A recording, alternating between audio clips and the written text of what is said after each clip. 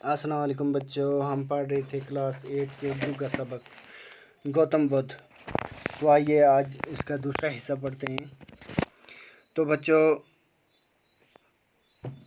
29 برس کی عمر میں گوتم بدھ نے اپنی ازدواجی زندگی سے کنارہ کشی کا فیصلہ کیا اور خود کو سچ کی تلاش کے لیے وقف کر دیا۔ انہوں نے کیا کیا؟ جب ان کی عمر 29 برس کی ہوئی تو انہوں نے جو اپنی ازدواجی زندگی تھی، گھریلو زندگی تھی، اس کو کیا کر دیا؟ ترک کر دیا اور سچ کی تلاش میں نکل پڑے، یعنی اپنی پوری زندگی کو سچ کی تلاش کے لیے وقف کر دیا۔ وہ محل سے روانہ ہو گئے۔ انہوں نے اپنی بیوی، اپنے نومولود بچے اور تمام دنیاوی آسائشات کو ترک کر دیا۔ بچوں، ترک کر دینا ہوتا ہے چھوڑ دینا۔ آسائشات ہوتی ہیں آرام کی چیزیں، چین سکون کی چیزیں۔ نومولود نیا پیدا ہوا تو انہوں نے اپنی بیوی کو بھی چھوڑ دیا، اپنے جو نیا بچہ پیدا ہوا تھا اس کو چھوڑ کر تمام آسائشوں کو، تمام آرام کی چیزوں کو ترک کر دیا اور کس کی سچ کی تلاش میں نکل پڑے۔ وہ ایک مفلس یوگی بن گئے۔ مفلس یعنی غریب۔ کچھ عرصہ انہوں نے اس دور کے مشہور یوگی علماء سے علم حاصل کیا۔ کچھ عرصہ تو انہوں نے جو یوگی تھے، علم بانٹنے والے، ان سے کیا کیا؟ علم حاصل کیا۔ ان کے افکار سے مکمل آگہی حاصل ہو جانے کے بعد انہوں نے انسان کے غیر اطمینان بخش مسائل کے اپنے حل وضع کیے۔ جب انہیں وہ افکار حاصل ہو گیا، وہ فکر کی جمع ہے افکار، جب وہ اس مقام تک پہنچ گئے تو انہوں نے کیا کیا؟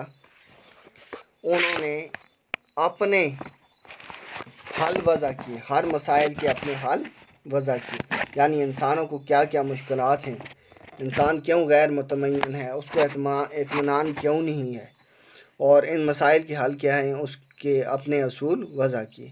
یہ خیال عام ہے کہ انتہا درجے کا ذہن سچ کے راستہ کو ہموار کرتا ہے، یعنی جب ذہن انتہا کو پہنچ جاتا ہے، خیال انتہا کو پہنچ جاتے ہیں تو سب راستے کیا ہو جاتے ہیں؟ ہموار ہو جاتے ہیں۔ گوتم نے خود بھی ایک سنیاسی بننے کی کوشش کی اور کئی سال تک فاقہ کشی اور خود عزیزی کے مراحل سے گزرتے رہے۔ انہوں نے سنیاسی یعنی گھر بار چھوڑ کر ہر چیز سے سنیاس لے لیا تھا۔ سنیاسی بننے کی کوشش تو کی اور کئی سال فاقہ کشی بھی کی اور اذیت، خود کو تکلیفوں کے مراحل سے بھی گزرے۔ آخرکار اسے ادراک ہوا کہ جسم کو اذیت دینے سے ذہن میں ابہام پیدا ہوتا ہے، اسی لیے یہ ریاضت انہیں سچ کی قربت نہ دے سکی۔ ان کا کیا تھا کہ انہیں آخرکار سمجھ آ گیا کہ جسم کو اذیت، تکلیف دینے سے ذہن میں ابہام پیدا ہوتا ہے۔ ابہام کا مطلب ہے یعنی تضاد پیدا ہو جاتا ہے، یعنی ذہن میں یہ تضاد پیدا ہو جاتا ہے جسم کو اذیت دینے سے۔ اسی لیے انہوں نے کیا کیا کہ بھائی یہ جو ریاضت تھی، فاقہ کشی، سنیاس لینا، خود کو اذیت پہنچانا، فاقہ کشی کرنا، تو یہ ان کو سچ کی قربت نہ دے سکی، سچ تک نہ پہنچا سکی۔ یہ عمل انہیں پسند نہ آیا، چنانچہ انہوں نے پھر سے باقاعدہ خوراک لینی شروع کی اور فاقہ کشی کو ترک کر دیا۔ اور انہوں نے کیا کیا؟ پھر سے خوراک لینا شروع کر دیا اور فاقہ کشی جو کاٹ رہے تھے اس کو ترک کر دیا، چھوڑ دیا۔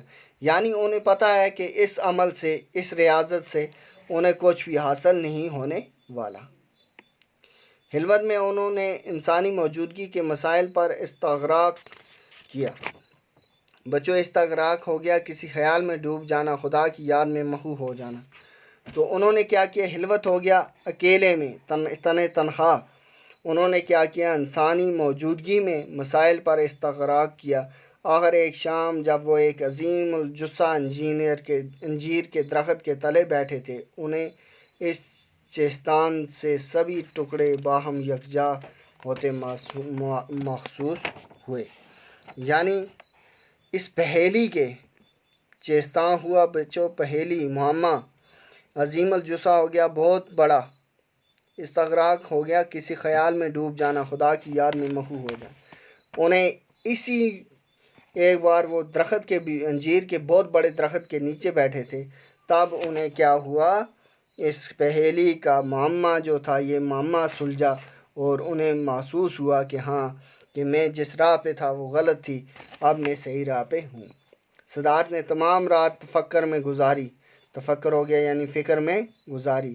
صبح ہوئی تو ان پر منکشف ہونا یعنی کھل جانا ہوا، یعنی کوئی بید کھل جانا، کوئی راز کھل جانا، کسی چیز کا واضح ہو جانا ہوا کہ انہوں نے حل پا لیا ہے، اور یہ کہ اب وہ اب بدھ بن گئے ہیں۔ اب وہ کیا بن گئے ہیں؟ بدھ، جس کے معنی ہیں صاحب بصیرت، یعنی صاحب بصیرت بن گئے ہیں۔ تب ان کی عمر 35 برس کی تھی۔ جب وہ بدھ بنے تو ان کی عمر کتنی تھی؟ 35 برس کی۔ زندگی کے باقی 45 برس انہوں نے شمالی ہندوستان میں سفر کرنے میں گزارے، اور وہ ان لوگوں کے سامنے اپنے خیالات کا پرچار کرتے جو انہیں سننے آتے تھے۔ 483 قبل مسیح میں اپنی وفات کے سال تک وہ اپنے ہزاروں پیروکار بنا چکے تھے۔